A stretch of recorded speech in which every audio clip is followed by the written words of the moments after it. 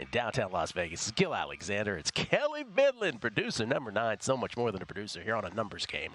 What's happening? Not much, man. Not much. Just playing Name That Song before the show. Yeah, with Matt in the background giving you all the answers. Yeah, that's right, yeah. Let's go, Kansas. I don't know if you know this. National championship game tonight. Let's between go. UConn and Purdue. Huskies favored by a touchdown in this one. We'll get into all of that with Dr. Bob. One final appearance from Dr. Bob this college basketball season. He kind of nailed UConn, Alabama. He's like, I got UConn against the spread, but if there is an underdog this past weekend in the Final Four, meaning either Alabama or NC State, which is the one that is the most likely to pull off the outright, it would be Bama. And somehow I think he threaded that needle perfectly based on what we saw on Saturday. He will give his thoughts on the championship game tonight, as will Mike Somich from The Handle here at VSiN, big college basketball head.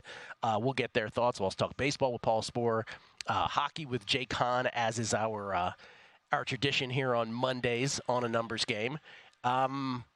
Before we get to the national title game tonight and a look back at Saturday and even a talk about the women's game, I just want to say this because whenever you're turning on any mainstream media or anything this morning, all you're hearing about is John Calipari. And John Calipari, in case you missed it, is signing a 5-year deal at Arkansas. Now, Kelly, people are talking about this with the gravitas of, you were in school and they were like, hey, what was the event that started World War I? And they're like, oh, the assassination of the Archduke Ferdinand in Austria, of course. Or from a sports perspective, Dante Culpepper going to the Dolphins is what created Nick Saban's 7 championships at Alabama. Okay, so people are like, the way that they're talking about this is, okay, Rob Lanier gets fired at SMU. Andy Enright goes from USC to SMU. Eric Musselman goes from Arkansas to USC, and now here we have this seismic thing of John Calipari going to Arkansas, which, from a legacy standpoint is a little odd, right, that he would go from Kentucky to Arkansas. But in today's day and age and the way that things soured at Kentucky, you get it.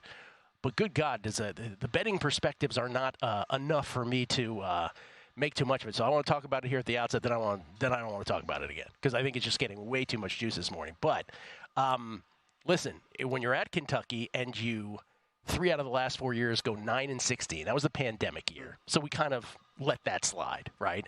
But then 2 out of the last 3, you lose to a 15 seed St. Peter's, and this year you lose to a 14 seed in Oakland. Yeah, it's probably, you're probably on the outs and you're at odds with alumni, boosters, with everybody. From a betting perspective, what does this mean? Let's say, does it make you want to bet Arkansas to win the national title next year? It does not me, because even though the NIL money will flow now with the Walton family, with the Tyson family, with Jared Jones at Arkansas, John Calipari has exhibited no ability yet. He may learn, but to date, he is still in this one-and-done frame of mind. And he can talk about, well, now, or they can say in theory, well, now he's got all the NIL. He's got all this money that he can use for NIL. He ain't Nate Oates. And, again, for those of us who had Nate Oates and Alabama futures, which, again, for the last 2 weeks I've said I had no thought that it would ever really get home because of the behemoth that was UConn. But the point of the Nate Oates bets was this dude got it. Not only did he show coaching prowess when he had the Brandon Millers of the world, but in the transfer portal, right? Forget the fact that he got a 5-star. He did get 1 5-star in Jaron Stevenson. But in the transfer portal, he was able to get Grant Nelson. He got Latrell Wrightsell. He got Aaron Estrada. He got these pieces in volume where you're like, this dude totally gets that the object of college basketball is to be old and stay old now. It is not about one and done, which Calipari has made his hay on. It got him 1 championship at Kentucky, or, some years ago, 1 championship in 15 years. But that ain't the way that it goes in college basketball. So I don't know that it should induce a bet on Arkansas for you. Maybe you feel otherwise. Doesn't for me. The other side of it is, okay, if we see some markets about who's Kentucky's next coach, which is not really everywhere, but if that market would be available to you, it's all the suspects that everybody else is saying. I have nothing to add, Oates being one of them. And by the way, just personally, because I have known one kid since the age of 8 who actually just went transfer portal into to Alabama. By the way, when I'm talking about NIL, I'm talking about transfer portal as a commingled thing. Right. So I'm a little bit of a panic this morning that Oates would leave to go to Kentucky. I don't think he will, but people are saying it's $18 million buyout. If you really want someone bad enough, these schools have $18 million to pay. Sure. But I hope that Oates recognizes that what he's doing at Alabama is every bit as valid as what he could do at Kentucky, and he needs to stay there. Plus, the whole thing about less pressure at a school like Arkansas than there is at a basketball-focused school like Kentucky is. The other one, Danny Hurley, who is, again, on the cusp. If UConn gets it done tonight of a second consecutive championship, he'll probably get a call. Jay Wright will probably get a call. Jay Wright's 62. I don't know why Jay Wright would want to come back. Maybe he would. Maybe he wouldn't. The price will matter, of course, with all of this. Rick Pitino was a name bandied about last night, but he's 71 years old. You probably don't want to return to Pitino at 71 years old. You're an NBA guy. The most intriguing name is Billy Donovan to me.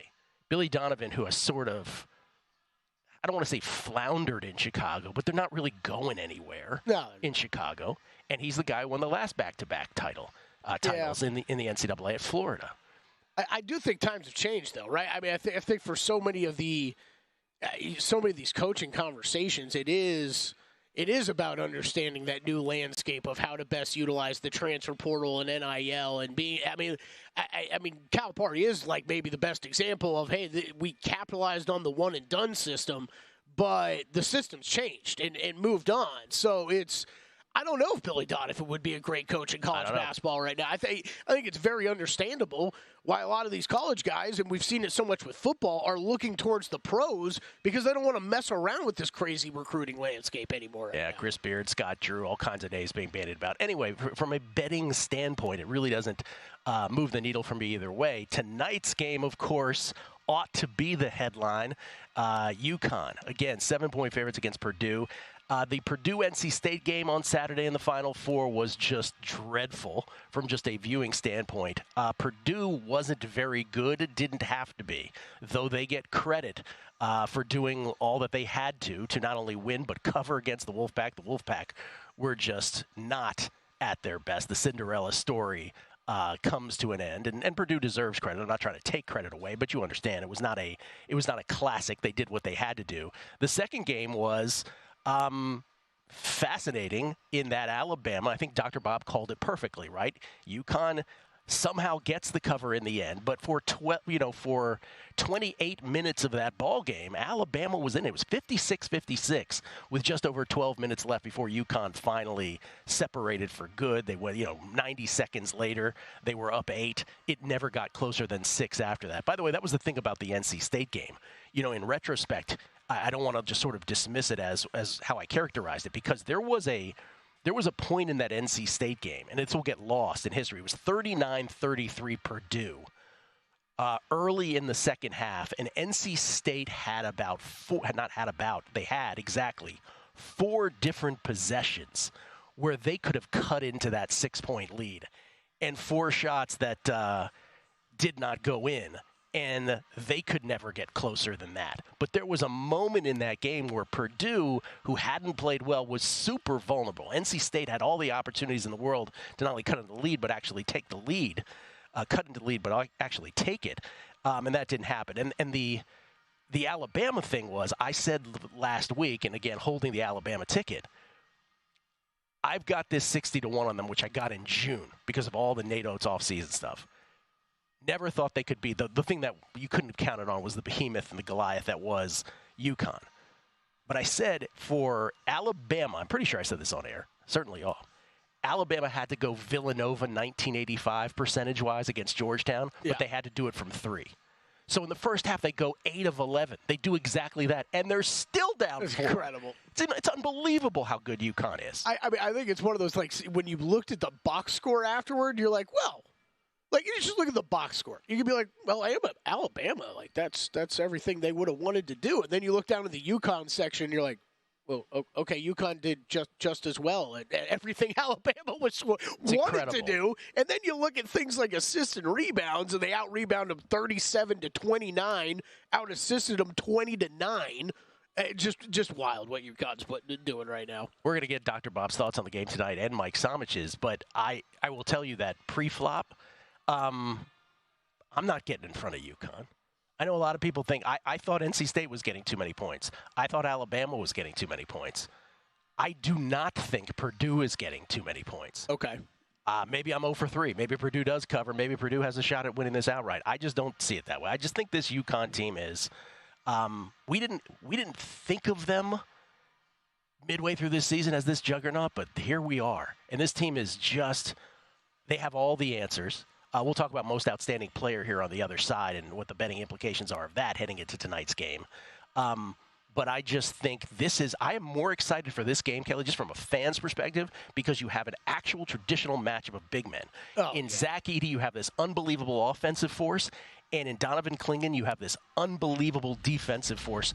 Big men. It's a throwback to actual big man versus big man, and then everybody else really good too in terms of the complementary parts. But what a traditional look this game will have to what we remember from yesteryear. So, with apologies to Houston and the Jamal Shead injury, these are certainly two teams that perhaps were on a collision course the whole time. Can't wait. We'll talk more about most outstanding player. A numbers game on VSiN, the sports betting network. Get ready to tee off with a special Masters edition of VSiN's Long Shots this Tuesday. That's tomorrow, 11 p.m. Eastern. Kelly, are you aware of this? Kelly? Oh, I'm aware. Join VSiN experts Matt Brown, Wes Reynolds, and Kelly Bidlin. Hey, what do you know? As they break down the field, analyze the best bets, and uncover hidden long shots like the 50-1 Stephen Yeager ticket Wes cashed on the Houston Open. And not to mention the Akshay Bhatia ticket that Matt Brown cashed yesterday. Did Wes have Bhatia too yesterday? No, just Matt, I believe. Just Matt. From the favorites to the dark horses, we'll give you the inside scoop on every player and their odds of taking home the green jacket. Whether you're a seasoned golf bettor or just getting into the game, our expert panel will provide insights and strategies to help you make informed betting decisions. Tune into Long Shots on Tuesday. It's called Long Shots. 11 p.m. to gain a competitive edge and maximize your winnings during this iconic golf tournament. Don't miss out on this exclusive Masters coverage at VSiN.com/Masters. VSiN, the sports betting network. Gil Alexander, Kelly Bidlin.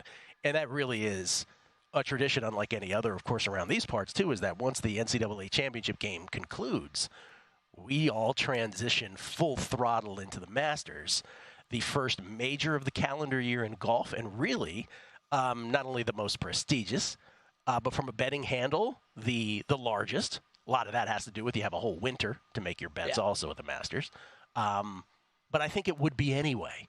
Right? It's just there is something about Augusta. Matt Brown is going to Augusta? Yep, he will be there. Oh, boots on the ground. How good is that? Yeah. We're doing a Beating the Book podcast tomorrow morning right after a numbers game. Kelly will be joining us. Matt maybe. Yeah, maybe Sia Najad will definitely be joining us as well. So we'll do the traditional Beating the Book Masters podcast tomorrow as well. We get tweets at Beating the Book. I always appreciate the feedback. This is from Forrest Lehman. Keeps wanting to talk about Naz Reid. He's like, let's go. Weingarten needs that Green Bay house. Let's talk Naz Reid. Naz Reid for a 6-man, of course.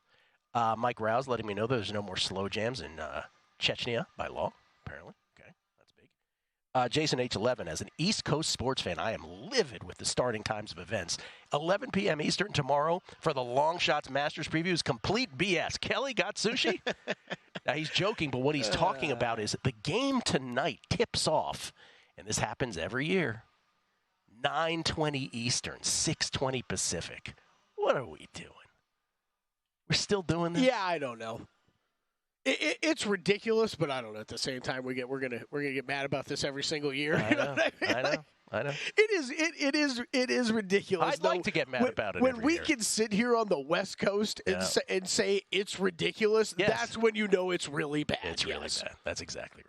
But, I don't even get like that, right? Okay, I always understand you want to go after 5 o'clock our time, right? Pacific time. So you're kind of get people out of work is what you want to design most of these sporting events. But why does it need to be 6:30 our time? It started up at 6 o'clock, 5:45. I don't care. And lastly, New York Ball Giants 42. Steve says NC State showed the downside to Cinderella's. We all love a great run, but if it results in an awful Final Four game, is it really worth it? Also, Wemby had 7 blocks, and the Defensive Player of the Year odds didn't change. Shaking my head. Oh, tell me about it. Speaking of golf, yesterday, real quick. Matt Brown had Batia at, 65-1? What did he have, Matt? I'm not sure. I'm not exactly sure what number he got. I know it was a late ad for him. I think he hedged a little bit, so he ended up with 50-1, basically. But Akshay Batia ended up winning. I feel so bad. He had to hedge, but, man, I hope he hedged. A little bit. That would have been bad. For those who missed it, Akshay Batia wins the Valero Texas Open and does so in a one-hole playoff against Denny McCarthy.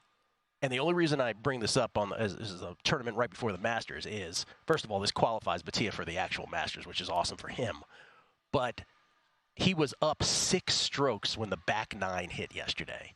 And that, Gil, that is kind of when I tuned out. You tuned out because Kelly's on air. Sitting here on air. You're doing not live even bet thinking Sunday about it because you're like, Dustin. this tournament's over. Yeah, we're tracking the women's college basketball. We're tracking NBA. Little does he know, McCarthy birdies 10, pars 11, and then the last 7 holes goes birdie, birdie, birdie, birdie, birdie, birdie, birdie for a record 28 of 9 holes and forces the playoff, and then he hits a putt on 18 that looks like he's going to win the tournament in regulation, if you will.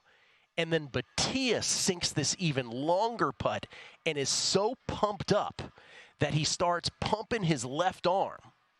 So I'm texting Kelly. I'm like, this is unbelievable. Kelly has no idea what's happening. So what are you talking about? So this golf tournament is just mayhem. Well, I caught it at that point. By that point, you had alerted me. So Batia's pumping his left. We're going to a playoff. This is unbelievable. And then like a tennis match where like a player, and tennis, this happens all the time, where they call the physio. They call the trainer over. I'm losing. Well, you take a look at my stuff so I can have a breather, whatever. Batia not only hurt, he partially dislocated his shoulder, pumping his fist because he was so pumped that he tied the golf tournament up. But he's still able to hit. So he hit an approach shot, I believe it was, or the shot before the approach, pardon me. And then McCarthy, after the 28 on the back 9, he goes into the creek, and then I'm sure Batia's shoulder felt a lot better, and then he wins the tournament easy peasy. And that's where I was confused on the air. We brought this up how many times during primetime action where we're like, well, we're watching it, but we don't have the audio, we don't right? have the audio. So I see McCarthy. Well, McCarthy goes into the water, and then Akshay Batia walks away with the trainer or whatever, and I'm like, is he really about to withdraw from this tournament? Like, walk over. When all he's got to do, right. I'm like, I feel like with one arm he'd at least have a chance. He had the Masters on the line. He wasn't quitting. Anyway, that was awesome for those of you who had Batia. If you did, good for you. What a tournament. The part that sucks for someone like me who maybe had him like he just. I mean, it's always easy to say this, but yes, he was close to an ad for me last week, but I left him off the card. But I kind of had him circled for some Masters bets, like thinking it'd be good. Did. But now what are you supposed to do with a guy like that? I mean, he's got a dislocated shoulder. Could you imagine, like, going back? Like, if he had lost that tournament, going back to his wife, I'd be like, yeah, I got really excited when I made that putt, and I pumped my fist, and yeah, I dislocated my shoulder. Especially since he's what I know it's so bad. But we've heard of more ridiculous sports injuries before, but that's up there. The worst part about that, Gil, is this is the guy who I never understood. They run these PGA tours. Sometimes when they run alternate events, it'll be like 3 times a year, right? When there's like 2 events on a weekend, and Batia's won one of these before. So it was, I kind of thought months ago he was qualified for the Masters. And you're like, oh, wait, no, you can get a PGA Tour win. That's right. But still doesn't qualify you That's for right. it. So he had to go win that dang thing yesterday. It's amazing. Anyway, can't wait to talk Masters all week. Hopefully we'll get Tyndall in here maybe and do his formula. By the way, speaking of the formula, college basketball formula wins again. That's another reason why there was never a thought of Alabama. The form of Alabama winning despite the futures tickets. The formula was telling us Alabama and NC State cannot win this tournament. And all along, UConn's been in it, and Purdue's been in it most of the time, and no matter the outcome tonight, the formula wins for another year. You didn't need a formula for UConn, though, that's for sure. Yeah. But the formula, again, tried and true, 6 criteria, gets it done. One of these winners, one of these teams, whoever wins tonight, will qualify. Most outstanding player. So this does exist somewhere still, right? Most outstanding player? Yeah, I never understood the timing on this because even last week it was odd, like when they finally posted it places, then they took it down. It's not up at DraftKings right now. I don't really know why. But, we talked about this a lot last week. We did. I think if you do see odds for it this week, okay, Edie could be a good substitute bet for Purdue if you really like them tonight, but check the odds. And UConn, who the hell knows? Yeah, Klingon is understandably the short shot, but right after Edie, Tristan Newton, Cam Spencer, Castle's there as well. Or was there as well. I just want to point this out again if it pops up. We have not had a most outstanding player on a team that did not win the championship. So in other words, on a losing team in 41 years. When Akeem Olajuwon of the Houston Cougars won most outstanding player in the 1983 tournament, when NC State beat Houston, of course, on the final Derek Wittenberg lob, which ends up being a short shot that Lorenzo Charles plucked out of the air when most outstanding player Akeem Olajuwon failed to block him out, I should point out. And NC State ends up winning that title. So it's been 41 years, and it's interesting that doesn't happen anymore. Oh, okay. Well, I was going to say it feels like to me even more so in this day and age we stick to those kind of rules. Like we're not even going to consider someone who doesn't win it. There is a cultural question there, right? Like, are we just too machos? Like, you win or you lose? Like, I mean, sure. In that? I think it slightly applies to every one of these awards conversations we have. Yeah. It's also like, NCAA tournaments. I don't know if you know this, but I'm old enough to remember there was a consolation game. Yeah. Forgot about They used to play a consolation. I knew that. Like NC State would be playing Alabama before this game tonight for third place. That used to happen. This isn't the Olympics. It's just like we don't do that stuff anymore. Tonight, NC State and Bama for third place. No, it doesn't happen anymore. I want to say it'd be great for bettors, but I don't even know if that would be the case because wouldn't you question motivation the entire time? You'd be like, who cares about being at this game? Like, who do you think cares more about this? Right, yeah. I do have one bet. Keen or I bet the under on the under. I did bet the under on this game. Oh, you did? Yes. Okay. I'm not getting involved with side. Like you said, I don't really have much interest in that. But with these two teams, defense they've played, and Edie, and how the fouls might rack up, I like the under on this. Okay. Kelly got a pre-flop. All right. Let's talk some baseball. Paul Sporer will join us for Fangraphs next. It's a numbers game at VSiN, the Sports Betting Network.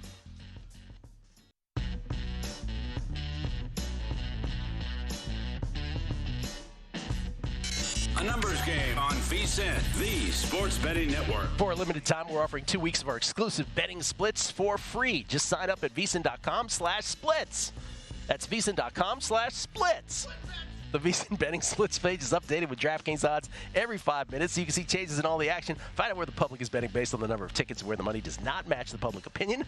You can check out not just today's action, but future events as well. Take advantage of this limited time offer, though it is limited. Visit VSiN.com/splits now to claim your free 2-week access to VSiN's betting splits. Don't strike out on potential winnings. Visit VSiN.com/splits and start making smarter baseball bets today. Start making smarter bets in every sport today, for God's sake.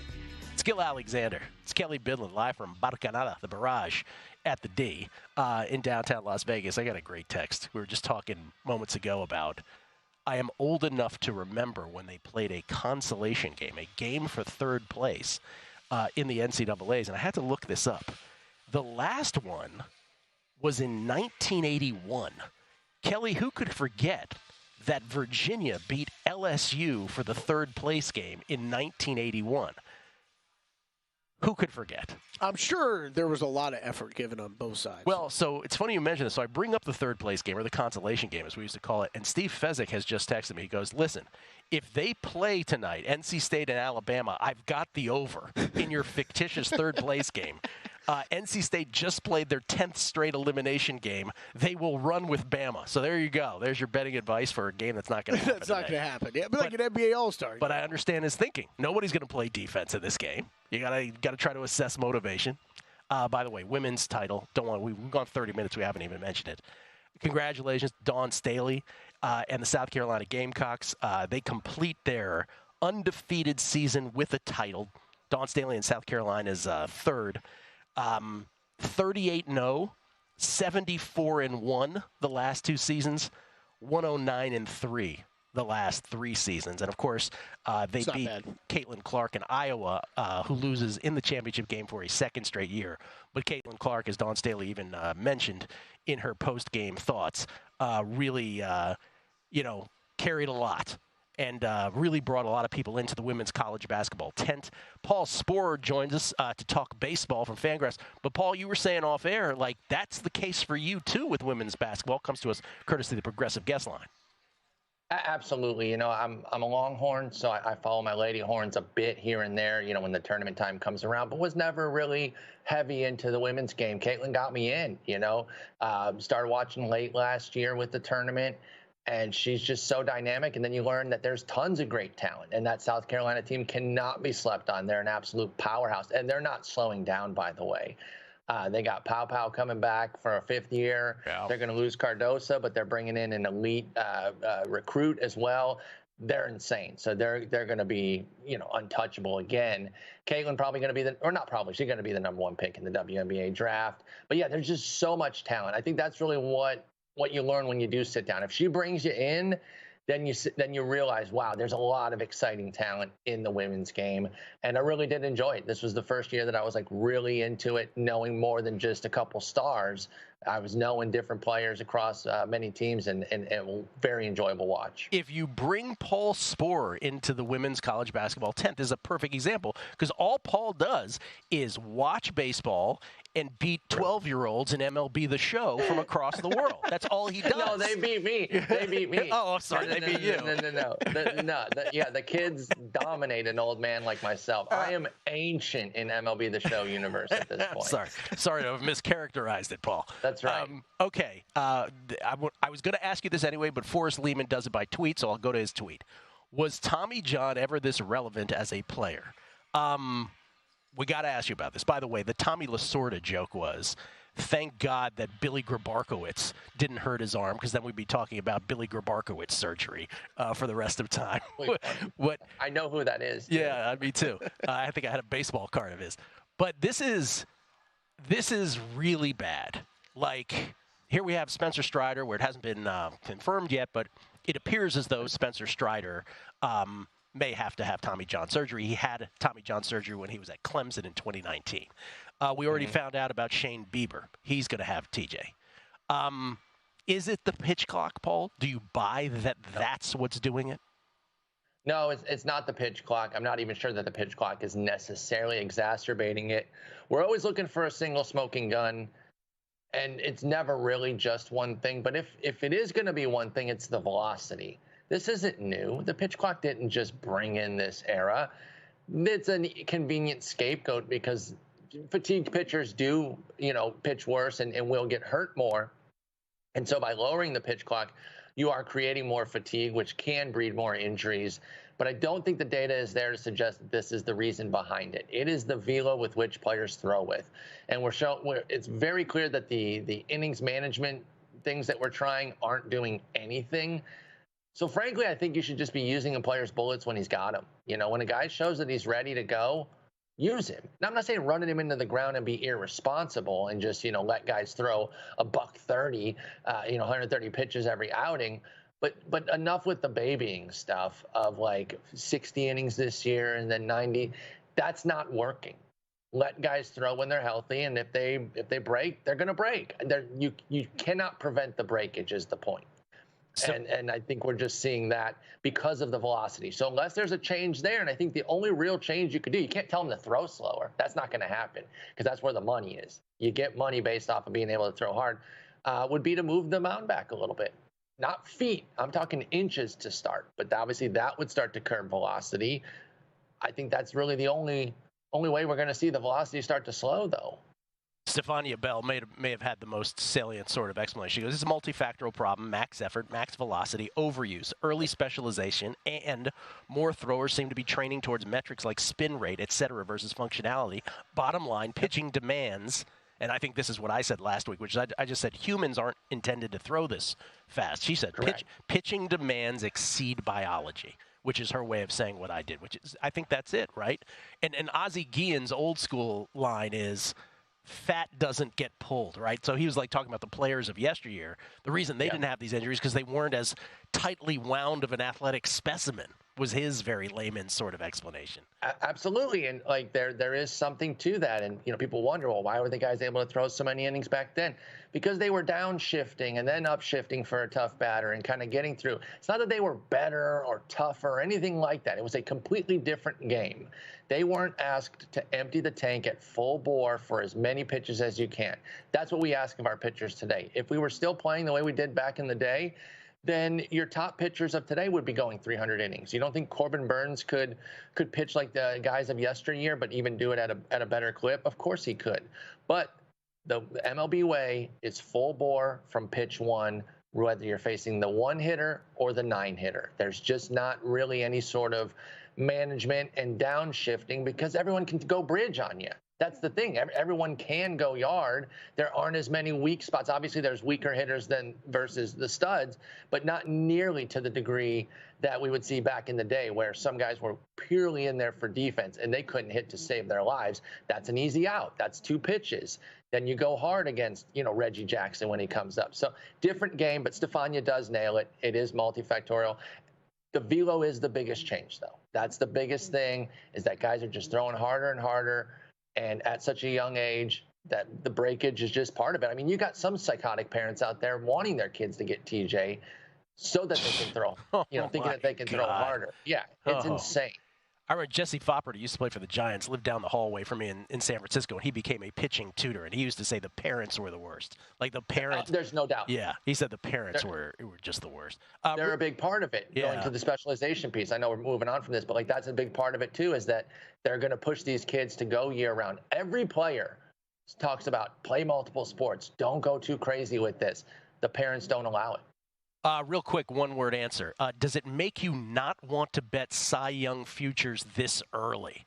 In other words, at least if you're going to bet a Cy Young future, make the run-up, the ramp, as short as you can so as not to have to dodge these Tommy John surgeries. No, but it's why I'll go with a long shot. I know that's not one word, but that's why I'll go with a long shot, because the injuries are going to probably break the top guys at some point anyway. I say. So in other words, don't ever just choose a shorter shot because it's already a bad deal. Don't make it even, Not in March. I'm not taking Strider. Not that I didn't think he could win it, right, but give me the guy who's long shot, and then let's reassess in July. Give me your DFS thoughts for the day, because we do have full baseball today. We do have full baseball, and we have Colorado. So you get Colorado and Arizona. An interesting pivot would be to use Gallen out there, though. Obviously, this Rockies offense is not particularly scary, so I am kind of intrigued by that notion. Can't go with Blake Snell today. I'm excited to see him pitch, but he's the top price out there. I think that's a little bit too nerve-wracking. If you're looking for a cheap pitcher, former Tiger Spencer Turnbull looked really good in his debut against Cincinnati. I like him at St. Louis there. He's 6,900 at DraftKings. I think he's pretty interesting. And this guy's coming off one of the worst outings, and he gets the Dodgers. But if you want to go crazy pivot and just go off the board with like a 1% shot, Bailey Ober against the Dodgers. I'm still fully in on him, even after the disaster against KC. All right. Now, how about the Johnny Vandermeer flirtation yesterday? Close. 5 and Ronel Blanco, after a no-hitter, goes 5 2/3 scoreless before giving up the only hit he gave up yesterday. That was pretty amazing. Paul, thank you. Appreciate it, man. Thanks. Take care. Wearing the cap of the 8-2 Pittsburgh Pirates. 8-2 out of the gate. We'll come back. Some hockey with Jake Hahn next.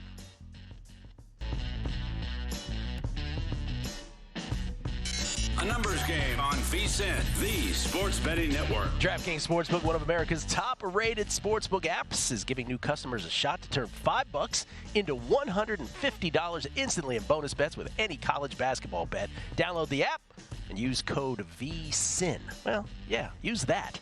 Code VSiN. When you sign up, DraftKings Sportsbook, the crown is yours. My computer is freaking out, Kelly. Freaking out. Has the solar eclipse happened yet? Is that what's freaking out? It's kind of funny you say that. I've had some computer issues myself this morning. Freaking out. Solar eclipse, by the way. You excited? You have eclipse fever? Sure, yeah, totally. Yeah? Absolutely. No, it doesn't. I think you're lying to me. Yeah. I think you're lying. I mean, like, I want to see it. It's kind of like fireworks for me. You're not supposed to look at it, like, Kelly. I want to see it for like a minute, and then I'm good to move on with my life. It will be interesting though to operate throughout the entire day with a shadow cast over us, basically. I don't think that's really what's going on. I don't think that's really what's happening. The sun's covered, right? Whatever. Well, the full solar eclipse is when, the moon goes right is perfectly blocking the sun from the earth. Right. We're getting that today, Well, just partially. Not in Vegas. Right, We're not getting the full, right? Yeah, like the middle of the country's getting. There's so we're going to get a little sliver of sun. Yeah, but don't look right at it. So am I not to say maybe it's not overcast and shadow, but we're going to have less light than we would normally, right? For a spell. For a spell. But not like all day. Yeah, right. Yeah. For like a couple hours. I think I heard we're supposed to start seeing this basically as soon as the show gets over, like in an hour. I think like an hour after the show, yeah. Jake Hahn might be in full solar eclipse territory. I'm not sure. Comes to us from Canada. Where in Canada? Toronto, I think? Progressive guest line, courtesy of that. He joins us. How you doing, Jake? I'm doing great, guys. Very close, actually. Niagara Falls, I believe, is the spot to be today, or at least one of the spots to be. If I bought a boat or rented a boat and went out into the middle of Lake Ontario, I might be able to grab a good spot. But I don't plan on doing that with my day. I've got a Jays home opener to go to tonight, which I'm there you go. Ready to go. So you're going to the Jays home opener. Does American college basketball move the needle at all for you? Oh, big time. And it actually works out perfectly, although sometimes they push the first pitch back a little bit with the home opener. You get some stuff happening before, maybe a longer anthem. They bring out this big Canadian flag, but about a 7-10 first pitch. So hopefully with a quick game, maybe the pitchers cooperate. And what is it, a 9:20 tip-off tonight? I can head right to the bar after and watch the college basketball finals. So that's true. That's true. It starts late enough where you can do a doubleheader. Yeah, you can watch an entire baseball game before it even begins. Yeah. Jake, what if you had to take your boat out, but not your boat out to the weather? Then would you watch the solar eclipse? Would it be the same thing? No, it's not, not the same thing. Not the same thing at all. I was just curious. Wait, so before we get to hockey, which I know you're here to talk about, but this is much more interesting to us. Have you made any Masters bets yet? And if not, who are you thinking about making? Yeah, so that's a great question. And in previous years, I probably would have a portfolio of maybe at least 3 or 4 guys up to this point. But I find the futures market these days in golf to be kind of weak, right? They put a lot of these numbers up there, and it's almost like, okay, if you really need to get your Masters bets in, you can get them in. But I find the week of, you tend to get the best numbers. And the market sort of settles a little bit. And guys that I want to bet, I end up getting a better number on. Maybe even get some promotions out there from the sports books trying to compete for your dollars, because you do, it's a big week, right? It's Masters week. A lot of casuals will come in and bet the event. So I find the last couple of years, I usually wait until the week of, unless there's a real good young player that you can find at triple digits that you want to beat the market on. Those are the only guys I would tend to jump on early. So nothing yet for me, guys. I have my eye on probably 5-6 guys to build a card this week, and I'm curious if Kelly, Gil, either of you guys have anything in. I'd ask Kelly. I have none yet. I have 3 so far, and mainly going along the lines of what Jake was just talking about. Masters, you can kind of add some guys along the way, but you got to make sure, like Jake just said, that it's going to be a better number of when you're betting it than when you get week of. I do think when you're talking top of the board, like Jake just said, you're usually better off just waiting till week of and seeing how books reshape things. I have JT, Hideki Matsuyama, and Will Zalatoris. So I love my Decky bet at 34-1 from like a month ago. I love that one.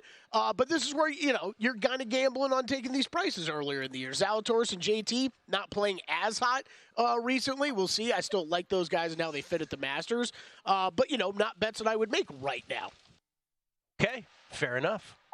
Love the Decky bet. Love the form that Decky's in right now, guys. I'm gonna have a tough time staying away from my guy Shane Lowry. It's just difficult. He seems to love this course. I know. You feel like he's going to be in the mix on the weekend. It's just actually winning the event. At the end of the day, it does feel like a big boy is going to win this event, and I would count Hideki in that big boy conversation. I mean, he's won the Masters before. Obviously, he's very comfortable, and he comes in just unbelievable form. His around the green work, which is you're obviously really going to need this week at Augusta, is going to come in handy. So I really do think that the winner comes from that first page of the odds board, and Hideki certainly has to be in that conversation right now. I also say, so it's funny you seized on that, because after the show on Friday, Kelly will vouch for me on this, I actually brought up the fact that you had Hideki, and I think if we did, totally unscientific, but if we had a way of going back into VSiN history, not just this show, but every show on VSiN, golf, that ever spoke golf,